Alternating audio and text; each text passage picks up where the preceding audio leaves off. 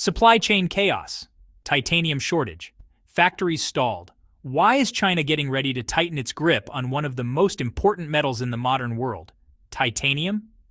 If Beijing enforces a full-scale export ban, it could cripple Western industries, grinding aerospace, defense, and perhaps most dangerously, the robotics sector to a halt. Right now, titanium is a backbone of high-tech manufacturing, used in everything from military jets to medical implants. But the West's heavy dependence on China has placed entire sectors in a risky position. China has already used its control over rare earth elements as leverage, cutting off exports to respond to trade sanctions. If titanium is next, the fallout will be far worse. Just how serious could it get? Let's dive in. But first, if titanium disappears from Western supply chains, which sectors go down first? Keep watching.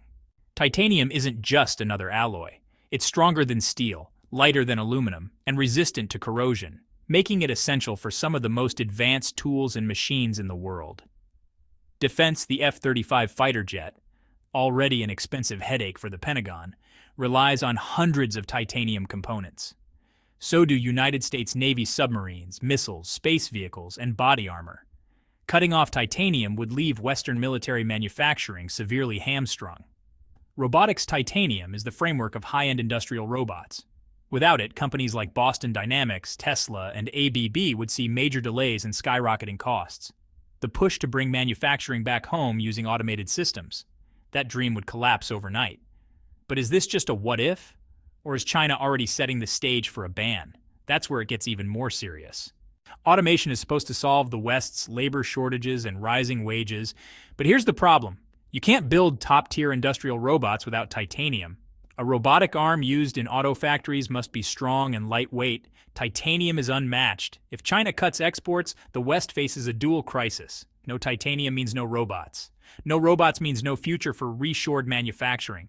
Why not just switch to steel or aluminum? In theory, yes. But in practice, the trade-offs are massive. Steel is heavy, slowing robots and increasing power needs. Aluminum is weak, failing under intense stress. So what are the alternatives? And let's look at where titanium really comes from. The global titanium supply chain is a geopolitical tightrope. China, Russia, and Kazakhstan collectively account for about 65% of global production.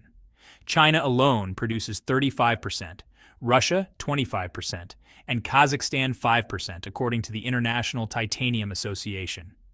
And they don't just control the mining, they dominate the high-grade processing needed for defense, robotics, and aerospace. China's Baote Group, the world's largest titanium producer, exports a massive share of titanium sponge, a raw form of the metal, to the West.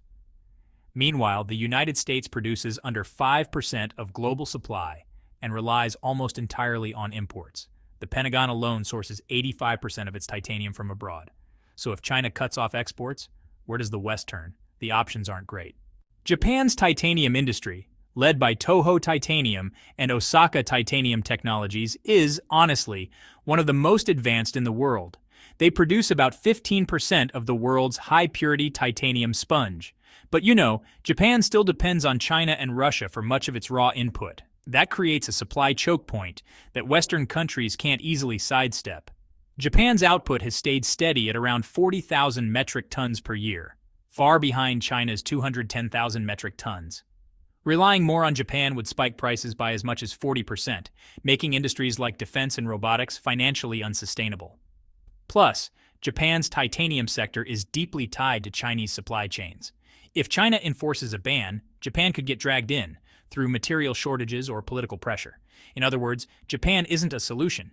It's another potential weak spot. What about Africa? Mozambique, South Africa, and Kenya hold some of the world's largest untouched titanium reserves, especially in the form of ilmenite ore, a key source. But don't get your hopes up. China has already moved in. Through the Belt and Road Initiative, Beijing has locked down mining rights across the continent. Chinese companies like China National Nuclear Corporation and Loman Billions Group now control over 70% of Mozambique's titanium projects. Africa's biggest titanium mine, MoMA, exports nearly 90% of its output to China, where it's refined into aerospace-grade titanium. Western players like Tronox Holdings and Kenmare Resources also operate there, but their capacity is honestly too small to cover a Chinese ban. Even if the West sources or from Africa, China still controls the refining bottleneck, keeping titanium locked within its influence. Titanium's mix of strength, low weight, and corrosion resistance makes it, frankly, irreplaceable in building advanced robots from factory machines to surgical systems. Alternatives? Well, steel is just too heavy, aluminum is too fragile. Carbon fiber? It's heat-sensitive and far more expensive to mass produce. According to the International Federation of Robotics, 553,000 industrial robots were sold globally in 2023, a 5% increase. China alone made up 52% of those installations. A titanium export ban would cripple Western automation plans, forcing companies to redesign robotic systems from the ground up, a process that could take years and cost billions in research. Right now, there is no cost-effective substitute for titanium that matches its performance. If China moves forward with a ban, it won't just hurt production, it threatens the very future of automation in the West. China has long worked toward full control of the robotics supply chain, from rare earths to semiconductors. Now, titanium is the last missing link in Beijing's bid for total tech dominance. Under its Made in China 2025 strategy, which aims to make China the global leader in AI, robotics, and industrial automation, the government has already invested more than $150 billion into domestic manufacturing. According to the Ministry of Industry and Information Technology, companies like CS Robot and Automation and DJI are rapidly expanding, with plans to quadruple their robotics output by 2030. By limiting titanium exports, China doesn't just hurt the competition. It pressures foreign robotics firms to move operations into China, handing over valuable intellectual property and tech expertise in the process. Western companies are already deeply reliant on Chinese robotic components. Firms like ABB, KUKA, and Yaskawa are increasingly using parts built in China. If Beijing moves forward with a ban, it won't just disrupt global supply, it could take control of the robotics industry's future. Even with sanctions against Russian titanium, big aerospace players like Airbus, Boeing, and Rolls-Royce have continued securing supplies through third-party nations like India, Turkey, and the UAE. VSMPO Avisma, Russia's titanium giant, supplies a full one-third of aerospace-grade titanium worldwide, and it has found ways to skirt restrictions using re-export deals to stay in the market. Airbus CEO Guillaume Faury has even urged the EU not to expand sanctions, warning that losing access to Russian titanium could create a production disaster worse than the chip shortage. Boeing, after freezing purchases from Russia in 2022, has reportedly turned to South and Southeast Asian intermediaries, per reports from Reuters. The bottom line is, Western aerospace firms still depend heavily on Russian titanium, and that makes China's potential ban even more dangerous. If both Beijing and Moscow halt exports, the West simply doesn't have another supply large enough to keep the industry afloat. Technically, titanium can be recycled, but it's costly and inefficient at scale. Unlike aluminum or steel, titanium must be processed to very high purity levels, and only about 5% of scrap titanium is recycled today. According to the Titanium Metals Corporation, the US and Europe lack the infrastructure to refine aerospace-grade titanium from recycled material. Only a few specialized facilities can do it. The Pentagon has tried to build up reserves, but in a crisis scenario, existing stockpiles would last just 12 to 18 months, far from what's needed for supply security. Strategic stockpiling should have begun years ago. Now, with a ban possibly looming, industry leaders fear it's too late to prepare. The worst impact of a titanium crisis will fall on aerospace and defense. Aircraft production could slow to a crawl, with costs soaring and delivery timelines stretched. Airbus and Boeing, which together dominate the global aviation market, source over half of their titanium from China and Russia, industry data shows. Take Boeing's 787 Dreamliner. It uses more than 14 metric tons of titanium per plane, from airframes to landing gear and engine parts.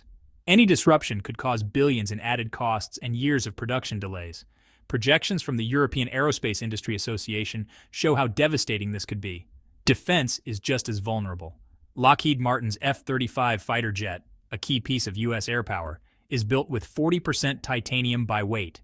Without a steady supply, Pentagon insiders warn that production could fall by 30% in just 2 years, severely damaging NATO's long-term defense readiness. The Department of Defense now imports 85% of its titanium, making it extremely vulnerable to bans from Beijing or Moscow. Construction will also feel the squeeze, though not as immediately. Titanium is used in high-performance alloys for buildings, bridges, and machinery. A shift to substitutes like steel or aluminum could raise material costs by 20 to 30%, according to the Global Construction Review. For most projects, that's a financial setback. But in nuclear power, where titanium is used for corrosion-resistant piping and heat systems, finding substitutes becomes far more difficult. Analysts from Wood Mackenzie estimate that a prolonged shortage could raise global infrastructure costs by $10 billion per year. Still, the most critical threat remains in aviation and defense, where titanium is essential and irreplaceable. The West now faces a stark choice: act fast, or risk being cornered. Washington is already looking at new mining projects in Utah and Colorado, but red tape and environmental reviews mean it could take a decade to get them online. The EU is trying to lock in new titanium trade deals with India and Brazil, but these efforts are still in early stages.